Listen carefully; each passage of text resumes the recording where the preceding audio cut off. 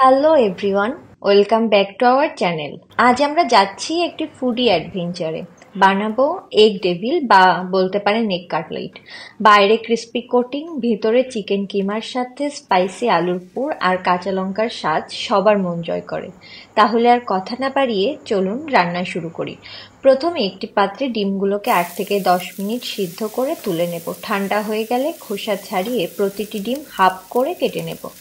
এখন অন্য একটি প্যানে তেল গরম করে তাতে কেটে রাখা পেঁয়াজ দিয়ে হালকা ব্রাউন করে ভেজে তাতে আদা রসুনের পেস্ট দিয়ে ফ্লেম লোতে রেখে নুন, হলুদ, পাপরিকা পাউডার, ভাজা জিরে গুঁড়ো, কাশ্মীরি লাল লঙ্কার গুঁড়ো আর গরম মশলা দিয়ে বেশ কিছুক্ষণ রান্না করব। এখন চিকেন কিমা দিয়ে দেব। এই পর্যায়ে ওভেনের ফ্লেম লো টু মিডিয়ামে রেখে রান্না করব। মশলা থেকে কাঁচা গন্ধ চলে গেলে আর চিকেন কিমা সিদ্ধ হয়ে গেলে সিদ্ধ করে রাখা আলু আর কাঁচা লঙ্কা কুচি দিয়ে ভালো করে মিশিয়ে নিলেই পুর রেডি। পুর ঠান্ডা হওয়ার জন্য রেখে দেব। এখন একটি পাত্রে ডিম আর অন্য একটি পাত্রে ব্রেড ক্রাম্বস নিয়ে নেব। ডিমের মধ্যে 1 চামচ পরিমাণ কর্নফ্লাওয়ার দিয়ে ভালো করে মিশিয়ে নেব।